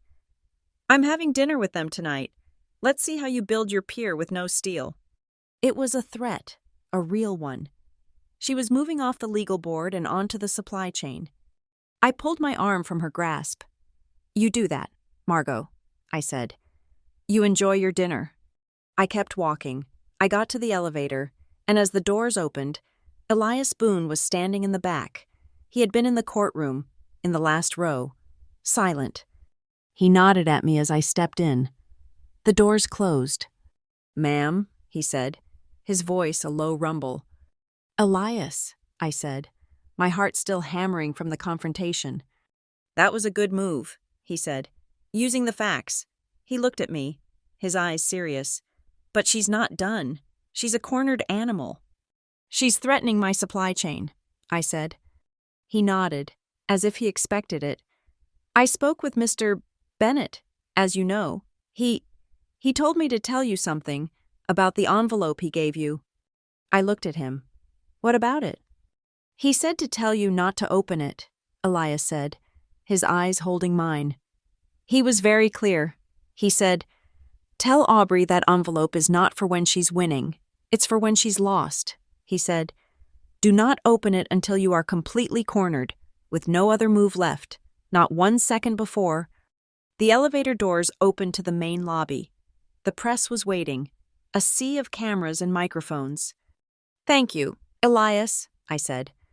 I walked straight through the lobby, my face set, saying only 2 words. No comment.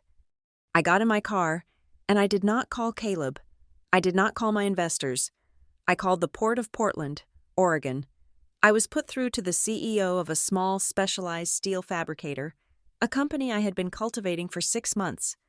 Mr. Jansen, I said, it's Aubrey Vale from Northlight. I'm activating our reserve contract. Yes, for the full $5 million order. I need the first shipment on a barge by the end of the month. Margot could have her dinner.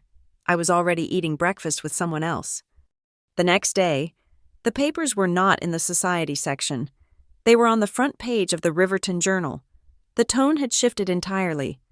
Vale dispute turns to forgery allegations. Dashcam video contradicts Hale's claims. Court refers Pier 7 documents to district attorney. The entire narrative had flipped. I was no longer the ungrateful granddaughter. I was the target of a documented forgery. Margot's team was in full-blown panic. Their legal strategy was in ruins. Their public relations were a disaster. So they did the one, final, desperate thing a cornered animal can do. They hired a new, scorched earth PR firm. They hired a new, even more ruthless law firm, and they announced their final blow. They were suing me for defamation. Caleb forwarded me the press release. They are going to sue Northlight, and me personally, for libel, for the press release, for maliciously and publicly damaging Mrs. Hale's impeccable reputation. I read the email. I looked at the threat, a libel suit. I called Caleb. She's suing me for telling the truth? There was a sound on the other end of the line. It was a sound I had never heard from him. Caleb was smiling. Yes, he said, and I could hear the grin in his voice. This is the best news we've had all week. She's just handed us the keys to her entire operation. How? It's another lawsuit. It's more money, more time. Aubrey, he said. In a libel suit, the plaintiff has to prove what you said was a lie, and in our defense, we get to prove that it was, in fact, the truth. She has just, willingly, filed a lawsuit that requires us to conduct full discovery on her emails, on her phone records, on her finances, on the paralegal, on her collusion with your father. She has just given us the legal right to ask her anything we want, under oath. He laughed. So, yes, let her. It's good. The more she sues us, the more open her world becomes to our inspection. She thinks she's launching a final attack. She just volunteered for an autopsy. The night before the defamation hearing, the one Margot had demanded. I was not in a conference room with my legal team. I was at Pier 7. It was 9 o'clock, the air cold and sharp with the smell of the river and fresh-cut steel. We were under the glare of massive industrial floodlights. Our JV partners were there, a few members of the city council, and the entire Northlight crew, all in hard hats. This was not a party, it was a milestone, and we were live streaming it.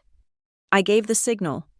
The deep thrumming roar of the vibratory hammer started, a sound that shook the ground for a quarter mile. The crane lowered the first, massive, 50-foot steel piling into place. This was the steel I had routed from Oregon, the steel Margot said I would never get. The hammer engaged, and with a deafening, rhythmic roar, it began to drive the piling deep into the bedrock of the river. It was a commitment made of 10,000 pounds of American steel. It was not a legal argument, it was a fact. When the hammer went silent, the live stream counter showed over 50,000 people were watching. We were not a disputed asset, we were the beginning of a new skyline. I got back to my office at midnight, the adrenaline wearing off, leaving a cold, clear void. I stood in front of the fireproof safe. Elias had told me, "Do not open it until you are completely cornered." Margot was suing me for $50 million for libel. If she won, she would bankrupt me, seize my company, and take the pier. This was the corner. I spun the combination lock and opened the heavy door. I pulled out the thick, wax-sealed envelope. It felt heavy in my hand. I broke the seal. There was no letter. Inside were 2 items. The first was a micro-cassette tape, the kind that old-school executives and lawyers used in the 1990s. A small white label was taped to it, with my grandfather's sharp, impatient handwriting. It said, "Brunch, 10:10. Listen, 12:30. I did not own a micro-cassette player. I called Caleb. "I have something from my grandfather, a recording. I need it digitized, and I need a certified transcript, tonight." An hour later, I was in a 24-hour audio forensics lab, a place that usually handled police wiretaps. The technician, a man with tired eyes, ran the tape. My grandfather's voice filled the small room, dry and rough. He was not talking to me. He was talking to Elias, clearly in the car right after the brunch. "She used the spoon," he rasped. "A cheap, theatrical trick, just as I expected. She thinks she's a predator. She's just common." There was a pause. "And Aubrey? What did she do?" Elias's voice was low. "She said nothing, sir. She took the receipt." My grandfather let out a dry, rasping chuckle. "The receipt. Good. She understands. This was never a test of blood. It's a test of nerve. We're going to see who plays by the rules, and who uses cheap tricks." The tape clicked off. He had known. He had been listening, testing us both. The second item in the envelope was a single sheet of his heavy monogrammed stationery. It was a handwritten memo, dated the same day as the brunch, addressed to the president of Riverton Mutual and the 3 independent trustees. "To all parties," it read, "effective immediately. Any capital disbursement from the Vale Family Trust related to any public or private infrastructure project will require a 3-layer verification process, including independent engineering review. This is not negotiable. To date, only one entity has ever provided me with this level of documentation proactively. Northlight Partners meets this standard. Proceed accordingly." It was a shield, forged and dated before Margot had even filed her first motion. The next morning, the courtroom was a zoo. Margot's PR firm had done its job. The press benches were packed. This was her show. She was suing me for $50 million in damages to her impeccable reputation. Before the opening arguments, Caleb approached the bench, holding the tape and the memo. "Your Honor," he said, his voice low, "we have 2 items of evidence we must submit in camera. They are relevant to the plaintiff's claims and my client's state of mind, but they involve the privacy of a third party, Mr. Bennett Vale. We are asking they be sealed and reviewed by you alone." The judge agreed. I watched Margot's face. She could not see what Caleb handed the clerk, but she saw that he had something, I was not playing the tape. I would not use my grandfather's private words as a public weapon. I would not use a cheap trick. And Your Honor, Caleb continued, the defense would like to submit one more document into the record. He handed the clerk a contract. This is an agreement, signed yesterday by my client, establishing the Northlight Urban Partners Scholarship Fund, a $1 million endowment for architecture and engineering students from the North Pier District. It is funded by a pledge of 5% of my client's personal profits from the project. Margot's lawyer jumped up. Objection. Irrelevant. This is shameless grandstanding. It is entirely relevant, Your Honor, Caleb shot back. The plaintiff's entire $50 million case rests on the claim that my client's actions were driven by malicious and personal greed. This document, which predates this hearing, proves her motive has always been the project and the community. It goes directly to the heart of their claim. Objection overruled, the judge said. The document is admitted. Margot's team was furious. They called their new witness, a so-called reputation expert who was prepared to testify that my press release had cost Margot millions in potential charitable donations. Caleb stood up for the cross-examination. Mr. Doyle, isn't it true that your firm was hired 3 weeks ago by the law firm of Hale, Donovan, and Finch? The witness stammered, Yes, they are a client. And weren't you hired specifically to mitigate public relations damage from a pending criminal investigation into that firm's conduct? Objection. This man is not an expert. Your Honor, he is a paid co-conspirator. The judge sustained the objection, but the damage was done. The jury and the press had heard it. The core of Margot's case was that I had lied. The core of my defense was that I had told the truth. To prove it, Caleb had to prove the forgery. The defense calls Ms. Sarah Jenkins to the stand, Caleb said. The paralegal from Hale, Donovan, and Finch, the one who had printed the document, walked to the stand. She was 24 years old and looked like she was going to her own execution. She was sworn in. Caleb was gentle. Ms. Jenkins, he said, do you recognize the document marked as Exhibit F, the Second Amendment? Yes, she whispered. Can you tell the court who instructed you to create this document? I was just following instructions, she said, wringing her hands, her eyes darting to Margot's new, expensive lawyer. Whose instructions, Ms. Jenkins? An email from one of the senior partners. And did you, Caleb asked, keep a copy of that email? Yes, she said, her voice barely audible.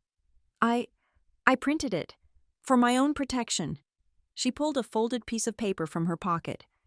The courtroom was utterly silent. The bailiff handed the paper to Caleb, who had it marked as an exhibit. Ms. Jenkins, Caleb said, this is an email from a partner at your firm. Could you please read the final 2 sentences of this email aloud to the court? She took a breath, her hands shaking. She read, We are attaching the signature file from 2016. Please paste it into the new document and route it for scanning. She paused, swallowing hard. Please, Caleb said, read the last sentence. Make sure you make it look just like the way Mr. Vale signed it back in 2016. A tidal wave of sound crashed through the courtroom. Reporters were literally running for the doors. Margot's lawyer was screaming, Objection! Hearsay! Privilege! But the paralegal was his own witness, testifying to his own firm's email. I looked at Margot. Amid the chaos, she was a statue of ice. Her face was perfectly composed, looking straight ahead. But her hands, down in her lap, were clutching her black leather handbag. She was gripping it so hard her knuckles were bone white, the leather groaning under the pressure. The judge slammed his gavel. The sound lost in the noise. He slammed it again and again, roaring, Silence! Silence in my court! The room finally quieted. The judge, his face grim, looked at the email. He looked at the paralegal. He looked at Margot. We will take a 15-minute recess, he announced, his voice tight with fury. I will deliver my ruling when we return. The 15 minutes of the recess felt longer than the entire, months-long fight. The courtroom was packed. the air so thick with tension it was hard to breathe. When the judge retook the bench, the silence was absolute. Margot was back, seated next to my father, her face a mask of impenetrable, icy calm. Before the judge could speak, a new figure rose from the back of the courtroom. Your Honor, requesting permission to address the court as a representative of an interested party. It was Silas Croft, my grandfather's personal attorney for 40 years, the man who had drafted the Vale Family Trust. Margot's new lawyer shot to his feet. Objection. This is completely irregular. We have no... The judge cut him off, his voice like gravel.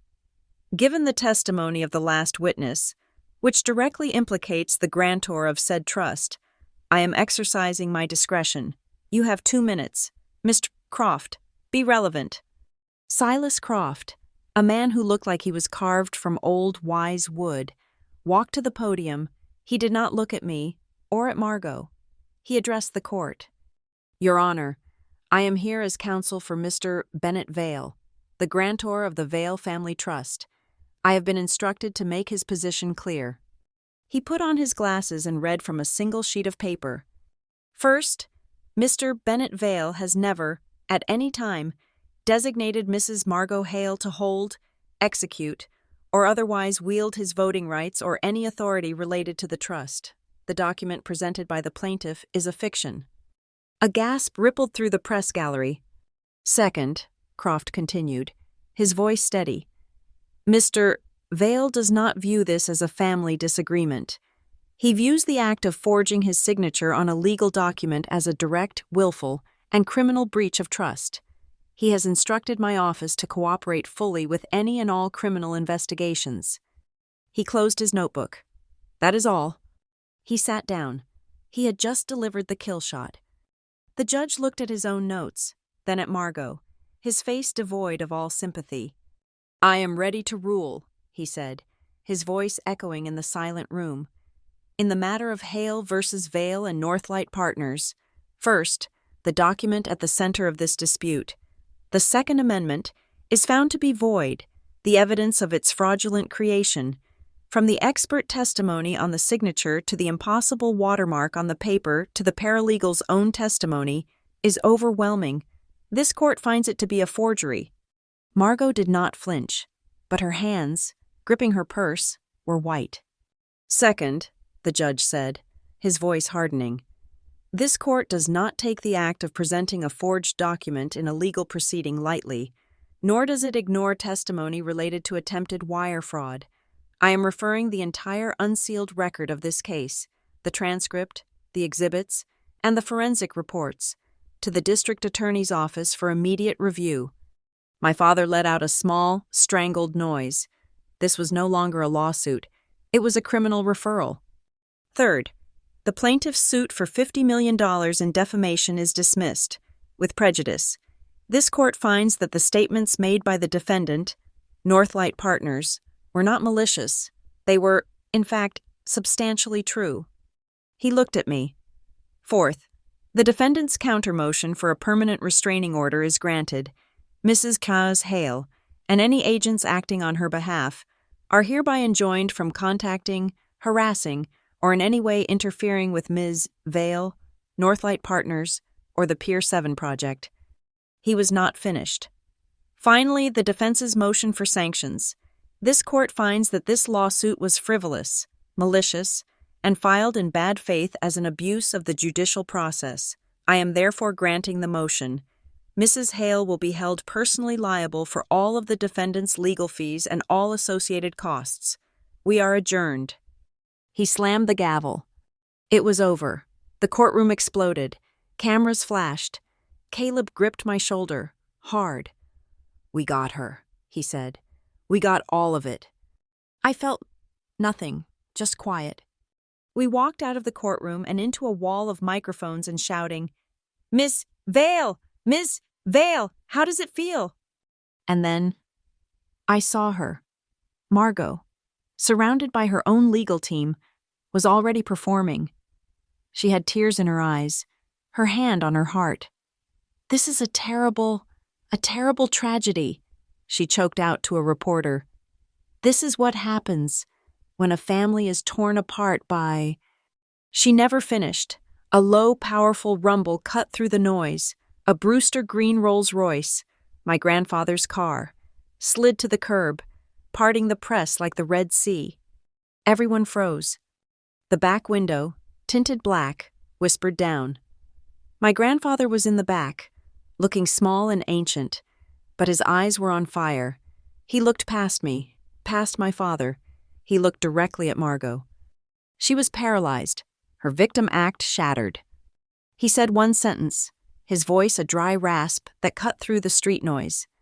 Law first, Mrs. Hale, family second.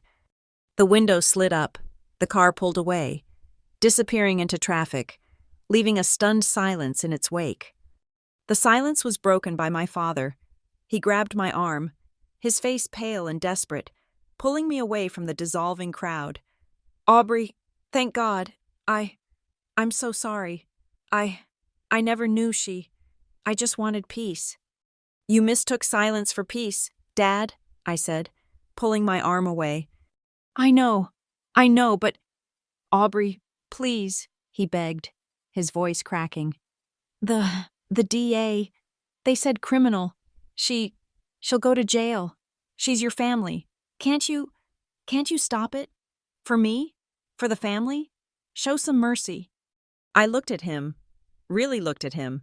The man who had offered to trade my life's work to get his stepson a job was now begging me to save his wife.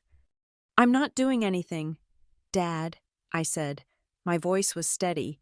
It was cold. "I am going back to work. I'm going to build my pier. What happens to Margot? What happens to her law firm? What happens to you? I am, finally, going to let the law decide." I left him there, on the steps, and I did not look back. The walk back to my office at Northlight was the first time I had breathed in months. When I walked in, my team was cheering. My phone was a cascade of alerts. The first was from the Business Journal. Riverton Mutual, free of the control dispute, had officially released the first 8-figure tranche of funding for Pier 7. The second was a call from the City Council President. "Aubrey, your transparency through this whole ordeal has been, frankly, inspiring. The city has voted to create a new advisory board on public-private partnership standards. To make sure this kind of backroom dealing never happens again, we want you to chair it." I accepted. I stayed until sunset, long after the office was empty. The sky was bleeding orange and purple over the river. I drove to the pier. The night shift was just starting. I walked out onto the cold, dark concrete, the wind whipping my hair. I stood over the first, massive steel piling we had driven into the bedrock. I reached into my pocket and pulled out the silver spoon. It was heavy. It was bent. It was a relic. I set it down on the foundation of the pier, a small, twisted piece of the past, now at the base of a future I was building. A high-pitched whine cut the air. The massive floodlights of the construction site buzzed to life, one after another, bathing the pier in brilliant, artificial daylight. The sound of a diesel engine roared, and the night's work began. My phone buzzed, a text from an unknown number. "I've seen enough. Build something to be proud of. Thank you all so much for listening to my story. I'd love to know. Where in the world are you listening from? Let's connect. Please share your thoughts in the comments. Subscribe to Lila Revenge Stories. And like this video. If you want more stories like this to be heard, please support us by hitting that hype button.